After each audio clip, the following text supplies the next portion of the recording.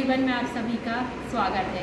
अभी हाल ही में अक्षय कुमार ने बताया था कि उनका जो बेटा है आरव, वो सेकेंड हैंड स्टोर से सेकेंड हैंड कपड़े खरीदता है। तो लोगों ने काफ़ी उनको ट्रोल किया, काफ़ी सारे वहाँ पर मीम्स भी बने और लोगों को लगा कि अक्षय कुमार इतने बड़े सुपरस्टार हैं जिनके पास पैसों की कोई कमी नहीं है, फिर भी उनका बेटा जो है सेकेंड हैंड कपड़े पहन के खरीदता है। तो ये थोड़ा सा उनको अटपटा लगा। और यही नहीं, जो इन्फोसिस की चेयरमैन है सुधा मूर्ति, उन्होंने भी बताया कि 30 साल से उन्होंने कोई साड़ी नहीं खरीदी है।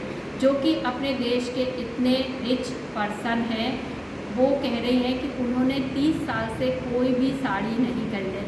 तो फ्रेंड्स, ये चीज़ें हमें कहीं ना कहीं माइंड को जो है ये सोचने पर मजबूर करती है कि जब इतने धनी लोग हैं जिनके पास पैसों की कमी नहीं है, जो डेली दिन में 10 बार अलग अलग नए तरीके के कपड़े पहन सकते हैं, ब्रांडेड महंगे से महंगे कपड़े खरीद सकते हैं, वो ऐसे बयान दे रहे हैं। तो इनके जो स्टेटमेंट है ये हमारे लिए इंस्पायरिंग हो सकते हैं। कैसे?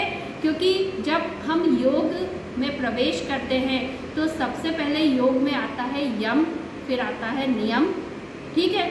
यम नियम आसन, तीसरे नंबर पे आसन आता है। तो क्या होता है, हम अक्सर यम और नियम की 2 सीढ़ियों को जंप करके सीधे आसन पे पहुंच जाते हैं। जब हम यम को नहीं समझते, यम को नहीं अपनाते, तो बहुत सी चीज़ें हमारे जीवन में नहीं आ पाती। क्योंकि यम का मतलब है संयम, पेशेंस। हमें अपने अंदर अपनी इंद्रियों पे, अपने आप पे कंट्रोल करना है, अपनी इच्छाओं पे, अपनी कामनाओं पे हमको थोड़ा सा लगाम कसना है, क्योंकि यही जो है हमें किसी दूसरी तरफ भटका देती हैं। यम में 5 चीज़ों बताई गई हैं: सत्य, अहिंसा, अस्तेय, अपरिग्रह और ब्रह्मचर्य। तो सत्य, अहिंसा, अस्तेय की बात ना करके हम अपरिग्रह की बात करें। अपरिग्रह का मतलब होता है कि अनावश्यक या ज़रूरत से ज़्यादा वस्तुओं का संग्रह ना करना। मतलब यहाँ पर जो हम ढेर सारे कपड़े खरीद लेते हैं, यहाँ ऑफर चल रहा है, वहाँ सेल लगी हुई है, यहाँ डिस्काउंट मिल रहा है, वहाँ ऐसा हो रहा, तो देख देख के कपड़ों के ढेर लगा देते हैं। और फिलहाल तो मैं देख रही हूँ सोशल मीडिया का ज़माना आ गया, रील वीडियो शॉर्ट्स का ज़माना आ गया है। इतने सारे इवेंट्स हो रहे हैं कि लोग हर एक कार्यक्रम के लिए एक न्यू ड्रेस परचेज कर लेते हैं। तो ये सारी चीज़ें क्या बता रही है कि हमारे यहाँ कपड़ों का ढेर लग रहा है। और यहाँ पर आप देखिए, जो हमारे इतने रिच लोग हैं वो क्या कह रहे हैं, वो सेकेंड हैंड कपड़े ले रहे हैं या फिर वो साड़ी ही नहीं खरीद रहे हैं 30 साल से। तो ये चीज़ें बताती है कि हमें अपने ऊपर नियंत्रण रखने की ज़रूरत है। हमें जितने आवश्यक हो, जितनी हमारी ज़रूरत है उतना ही। ये नहीं कह रहा अपरिग्रह कि आप चीज़ें न लें, आप कपड़े ना लें, आप सामान ना लें। वो ये कहता है कि जितनी ज़रूरत है, यदि 5-10 कपड़े आपके पास हैं और उतने आपके लिए पर्याप्त है, तो आप अलग से और सामान ना खरीदें और चीज़ें अपने घर में ढेर ना लगाएं। क्योंकि ये सारी चीज़ें भी कहीं ना कहीं हमें कष्ट देती हैं, कहीं ना कहीं हमें प्रतिस्पर्धा में डाल देती हैं, और फिर एक ऐसी अंधी दौड़ शुरू होती है जिसमें कहीं कोई फिनिशिंग लाइन नहीं होती। तो अपनी डिजायर्स को हमें सेल्फ कंट्रोल करना है। कहाँ किस चीज़ की आवश्यकता उसको ले, जहाँ उसकी आवश्यकता नहीं है ना ले।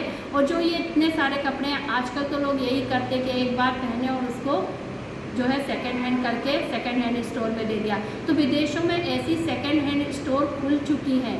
तो हमारे देश में भी आवश्यकता है, या तो आप जो कपड़े ले रहे हैं एक बार पहनते, उन कपड़ों को सेकेंड हैंड स्टोर में दे, तो वहाँ से जो दूसरा व्यक्ति उनको, तो इस तरीके से एक साइकिल बनेगी। जैसे कि हमारे एनवायरनमेंट में फूड साइकिल होती है, लाइफ साइकिल होती है। तो इससे क्या होगा कि ये जो कपड़ों का ढेर लग रहा है ये नहीं लगेगा, क्योंकि नहीं तो एक दिन ये भी एक समस्या बन जाएगी। जैसे अभी ई गार्बेज एक समस्या बना हुआ है, जो इतना कचरा निकल रहा है वो समस्या बना है, फिर आगे चल के ये कपड़े भी हमारे लिए समस्या बन जाएंगे।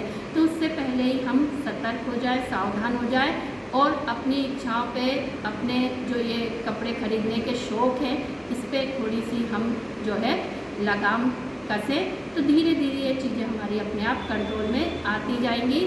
ये सारी चीज़ें योग के अंतर्गत आती है, क्योंकि योग कहता है पहले यम करो, संयम करो, फिर उसके बाद आगे बढ़ो। तो आप जब यम को साध लेंगे, सत्य, अहिंसा, सत्य, अपरिग्रह और ब्रह्मचर्य को साध लेंगे तो आसन आपके लिए और आसान हो जाएंगे। तो सभी इन चीज़ों पे भी अपना ध्यान रखें, क्योंकि हम योगी हैं, योगियों को इन सब बातों पे ध्यान देने की आवश्यकता है। तो सभी स्वस्थ रहें, मस्त रहें, प्रसन्न रहें और अपना ध्यान रखें। धन्यवाद।